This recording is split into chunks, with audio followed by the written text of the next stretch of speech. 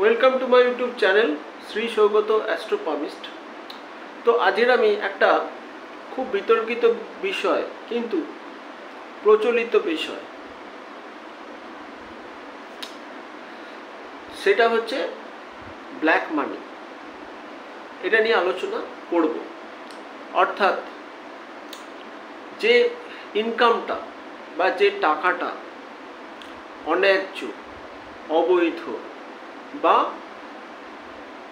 যে টাকাটার কোনো ট্যাক্স দেওয়া হয় না, বা যে টাকাটাকে লোকে জানে না যে সে কিভাবে রোজগার করছে, ঠিক আছে, সেই টাকা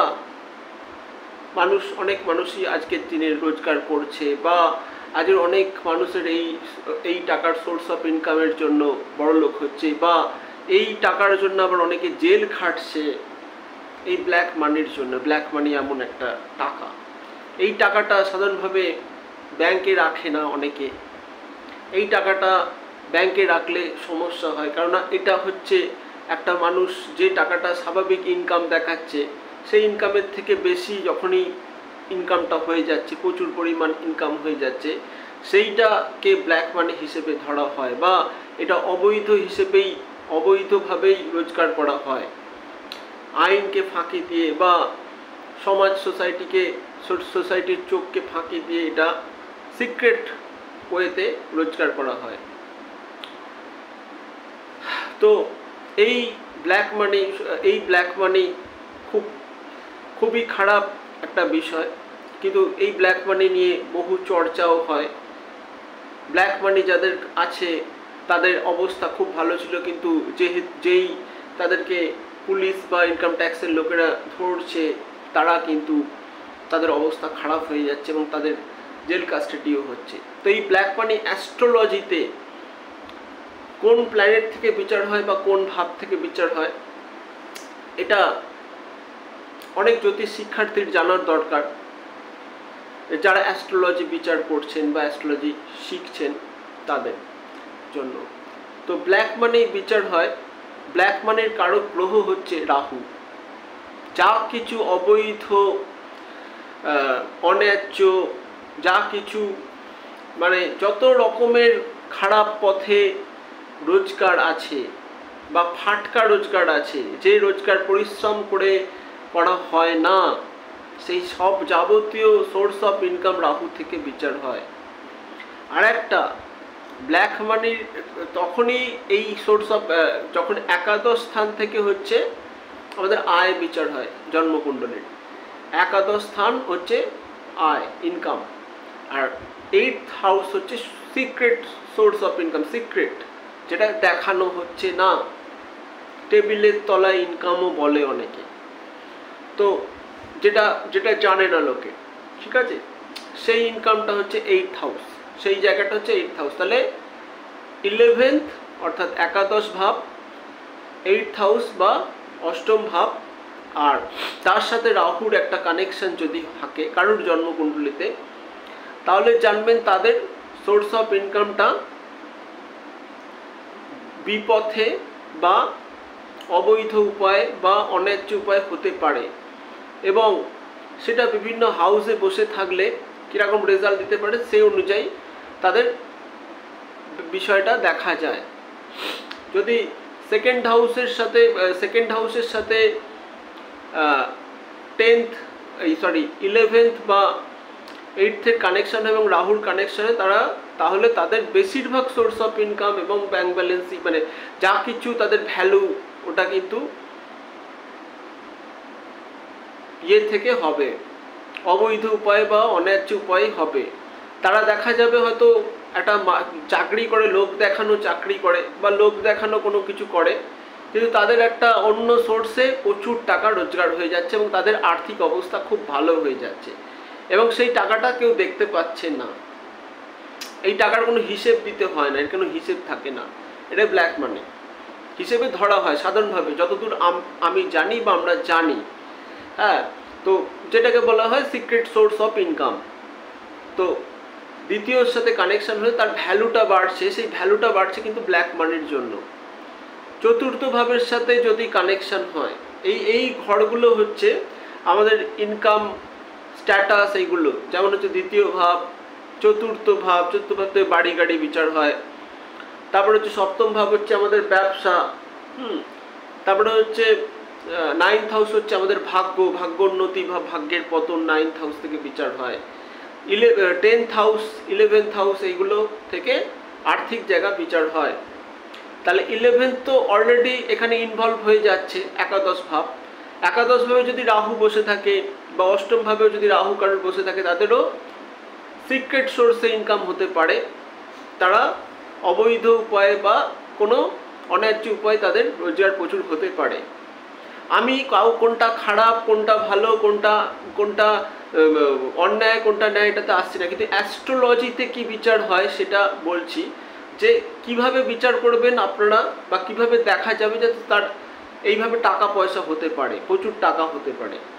কিন্তু এরপরে আসবো যে কিভাবে সেই টাকাটা নষ্ট হতে পারে বা টাকা থাকতে না পারে বা জেল হাজত পর্যন্ত হতে পারে, সেটাতেও আসবো, সেটা পরে আসছি।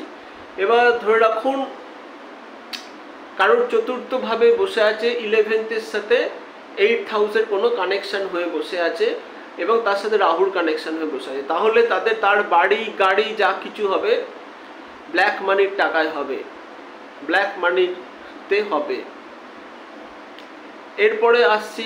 এরপরে আসা যাক সপ্তম ভাবে যদি রাহুর সাথে কানেক্ট হয়, 11th এবং 8th সাথে কানেক্ট হয় কোনোভাবে, তাহলেও কিন্তু তার বিজনেসটা হতে পারে। কোনো একটা লোক দেখানো একটা ব্যবসা থাকবে, পাশাপাশি কোনো সাইডের সোর্স অফ ইনকাম থাকবে যেটা কেউ জানবে না, এবং সেটার দ্বারা সে অনেক টাকা রোজগার করবে। এবং বহু লোক দেখা যায় যে একটা ব্যবসা করছে, অথচ দেখা যাচ্ছে অন্য একটা রোজগার আছে তার, ঠিক আছে।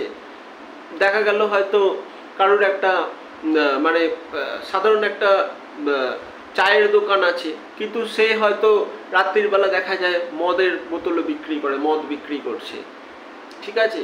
সেটা কেউ হয়তো জানে না, বা আইনকে ফাঁকি দিয়ে বা সমাজকে ফাঁকি দিয়ে সে কিন্তু, মানে ভালো লোকেদের ফাঁকি দিয়ে সে কিন্তু, কিছু লোক তার সেগুলো জানে, সেটা বিক্রি করে সে কিন্তু তার অবস্থা ভালো করে ফেলছে, এটা কিন্তু দেখা যাচ্ছে।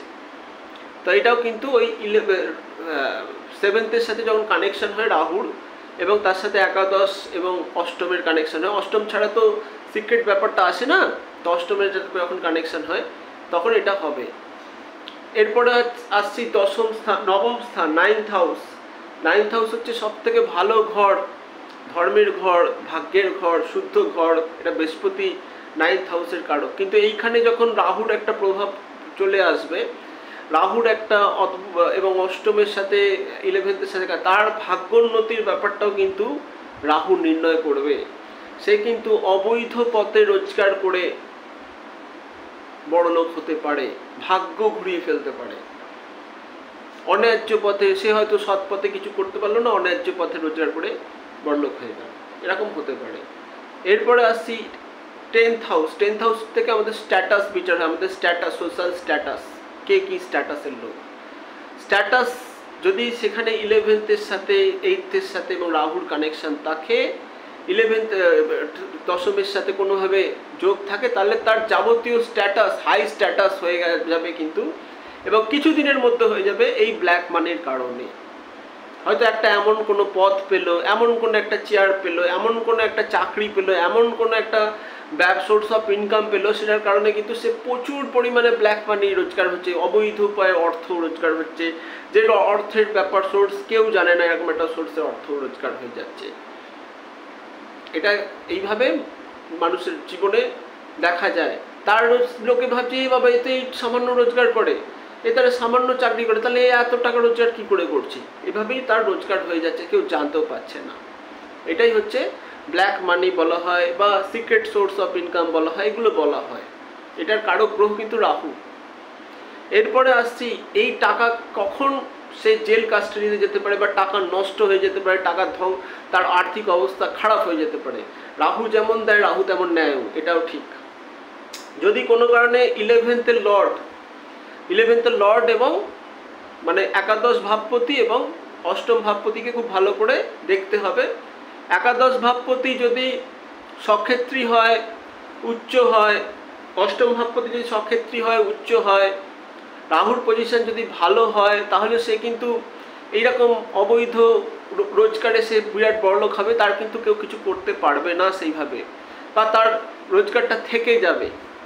কিন্তু এই 11th লর্ড 11th সাথে 8th সাথে রাহুর কানেকশন হয়ে বসে আছে, ভালো কোনো আর্থিক সোর্স অফ ইনকাম বিচার এরকম ঘরের সাথে, সেখানে কিন্তু সেই 11th লর্ডটা যদি পাপ পীড়িত হয়, 11th লর্ডটা যদি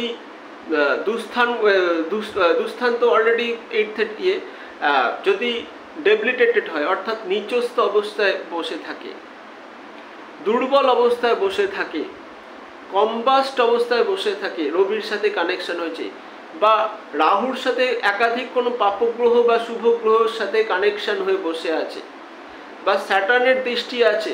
স্যাটার্ন কিন্তু সততার কারক গ্রহ, স্যাটার্ন হচ্ছে ন্যায় নীতির কারক গ্রহ। স্যাটার্ন যেখানে দৃষ্টি দেবে সেখানে কিন্তু অবৈধ কোনো কিছু আর রাখতে দেবে না, ঠিক আছে, আইনের চোখ পড়বেই। স্যাটার্ন হচ্ছে ন্যায়াধীশ বলা হয় শনিদেবকে।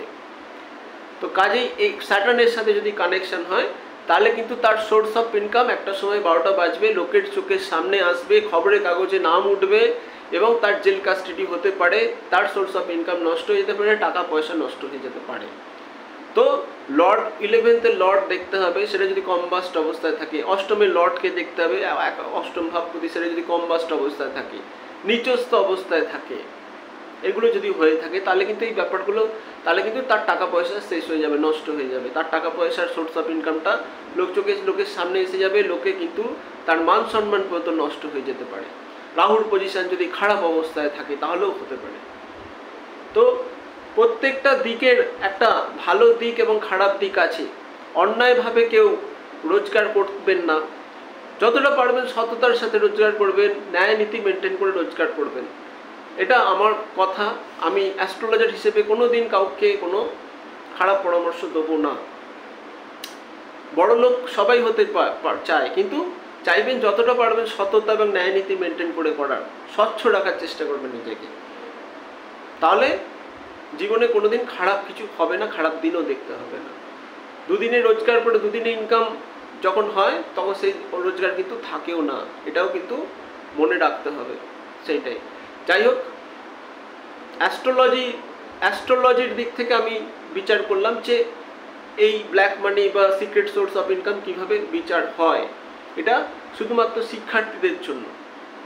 তা বলে এবার যদি কারোর এরকম যোগ থাকে, যদি কোনো কারোর এরকম যোগ থাকে, তারা অবশ্যই ভালো অ্যাস্ট্রোলজারকে দেখিয়ে নেবেন, কারণ তারা কিন্তু বিপদে পড়তে পারেন যদি কোনো কিছু এরকম ব্যাপার বিষয় থাকে। যেরকম বললাম, তারা ভালো অ্যাস্ট্রোলজারকে দেখিয়ে নেবেন, এবং যতটা পারবেন সততার সাথে চলতে, ন্যায় নীতি মেনটেন করে চলতে জীবনে, তাহলে কোনোদিন কোনো বিপদ হবে না, কোনো কিছু হবে না। ভগবান সবারই সব কিছু দেখছে। আজের মতো এখানেই ভিডিওটি শেষ করব। তার আগে বলবো, যারা এখনো পর্যন্ত আমার ইউটিউব চ্যানেলটিকে সাবস্ক্রাইব করেননি, তারা অবশ্যই সাবস্ক্রাইব করে নেবেন। যারা অ্যাস্ট্রোলজি বা হস্তরেখা বা নিজের ভাগ্য বিচার করাতে চান, নিজের অশুভ সময় চলছে তার প্রতিকার করাতে চান, তারা অবশ্যই যোগাযোগ করে দিতে পারেন। যারা আমার ডেসক্রিপশন বক্সে আমার ফোন নাম্বার পেয়ে যাবেন। যারা অনলাইনে জ্যোতিষশাস্ত্র শিখতে চান, হস্তরেখা শিখতে চান, সংখ্যাতত্ত্ব শিখতে চান, বাস্তু শিখতে চান, সঠিকভাবে শিখতে চান, আমি একাই শেখাই বলছি না, অনেকেই আছেন খুব ভালো শেখান, হ্যাঁ, তারা যোগাযোগ করতে পারেন।